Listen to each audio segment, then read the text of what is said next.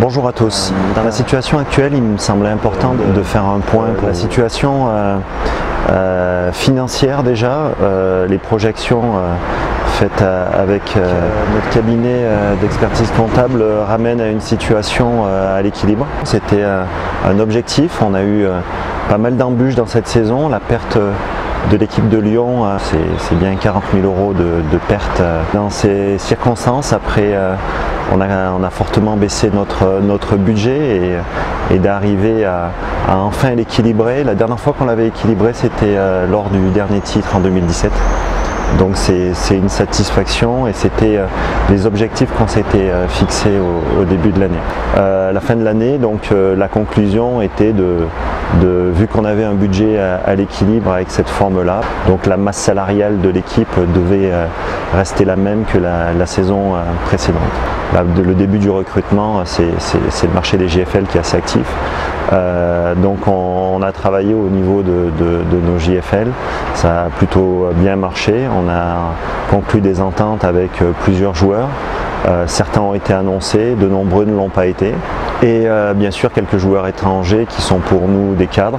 On a flairé aussi un peu les opportunités sur le marché des transferts, je dirais des garçons qui correspondaient complètement à notre profil et qui rentraient dans nos finances. Fin mai, début avril, on a marqué un coup dans notre recrutement où on s'est dit, et c'était les discussions qui allaient avec l'ensemble des clubs et le monde sportif, on a compris qu'il faudrait qu'on coupe une part importante de notre budget parce que la crainte était axée sur la perte de partenaires. On a 530 000 € de partenaires. La crainte était que la crise, qu'on ne connaissait pas la durée, on imaginait 2-3 mois, pouvait avoir un impact important sur la capacité à nos partenaires de poursuivre avec nous et on craignait des réductions. On a appliqué 25% de réduction sur notre budget à ce moment-là. Ces 25% n'ont pas été impactés que sur la masse salariale joueur, mais en grande partie. On a décidé dans le plan de donner l'opportunité, on avait des bons jeunes joueurs U20 au club internationaux, leur donner des rôles dans l'équipe tout simplement. De réajuster un peu nos choix en termes de joueurs en fonction de cette réduction. Cela fait un mois qu'on a gelé le recrutement.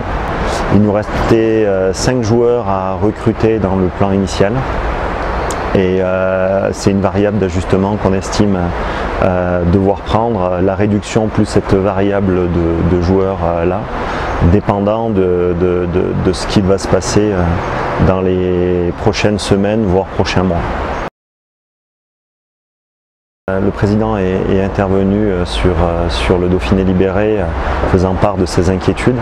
La situation dans laquelle se trouve le hockey et le sport français de façon générale. Un club comme Gap, pour faire simple, 25% viennent de la partie subvention, qui sont le mairie, le département, et 75% d'argent privé, une moitié de partenaires.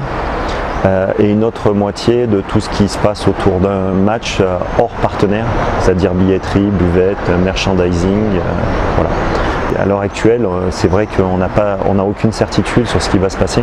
Ce qui est évident aux yeux de notre club et de la quasi-totalité des clubs sportifs, dont le hockey, c'est que quand on a ce schéma-là, on ne peut pas se permettre d'avoir des restrictions importantes en termes d'accueil du public, en termes sanitaires.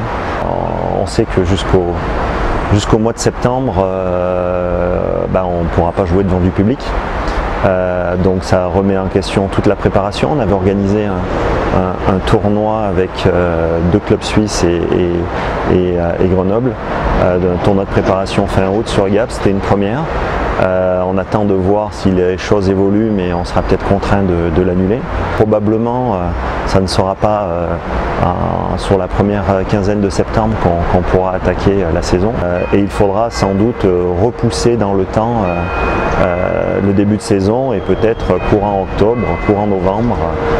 Je pense qu'on est dans une situation où il ne faut rien se refuser et si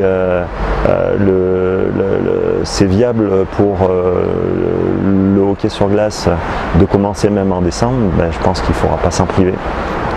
Il y a plein de questions surtout.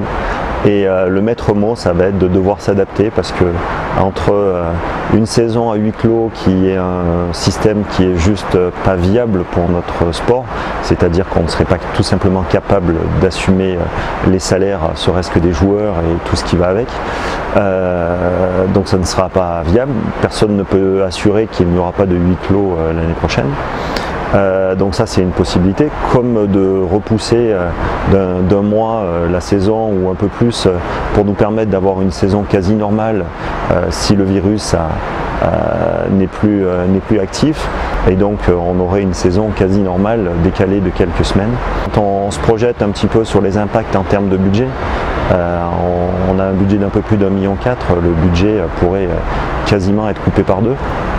Avec un scénario de restriction en matière d'accueil du public. Si on se retrouve, comme beaucoup disent, ça sera, il faudrait qu'il y ait 1 mètre entre chaque spectateur, ça serait une place sur 3, une place sur 2. Donc admettons au mieux pour notre patinoire un peu plus de 1000 personnes. Derrière, si tout le monde doit être masqué, les buvettes, ça paraît un compromis. L'accueil des VIP, donc l'impact sur les partenaires est non négligeable, c'est-à-dire que déjà il faut connaître leur situation, mais il faut être aussi capable de leur proposer des prestations qui leur conviennent. Que vous comprenez qu'en matière d'abonnement, est-ce qu'on va dans des scénarios critiques devoir revoir la formule du championnat? Voilà, le maître mot c'est s'adapter. Nous, notre stratégie a été la suivante, on a essayé de s'adapter au fur et à mesure sans être trop sécure et sans être non plus trop insouciant. Ça a été tout simplement d'avancer sur un gros noyau de joueurs et de garder des postes vacants pour être capable de s'adapter en fonction des situations et avoir une marge de manœuvre importante.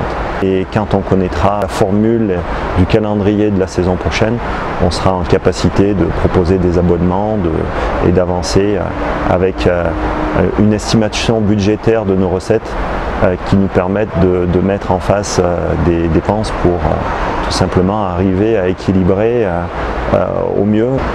Voilà, donc c'est la situation brute et sans langue de bois de ce qu'il y a en face de nous. On se veut être optimiste, on est très content du gros noyau qu'on a signé. Je pense que ça fait très longtemps qu'on n'a pas gardé autant de joueurs dans notre projet. Et ça fait partie des motivations qu'on avait. Alors certes, on a été comme beaucoup perturbé et frappé par cette crise qui tombe sur tous les clubs, mais on estime qu'on a les capacités de s'adapter à plein de scénarios. Et voilà, on comptera en tout cas sur vous et on vous remercie de tout le soutien et de tous les mots qu'on reçoit pour nous soutenir dans ces périodes, et on souhaite également le plus de courage possible à tout le monde, et c'est en se serrant les coudes, en restant ensemble unis que l'on pourra avancer. Merci à tous.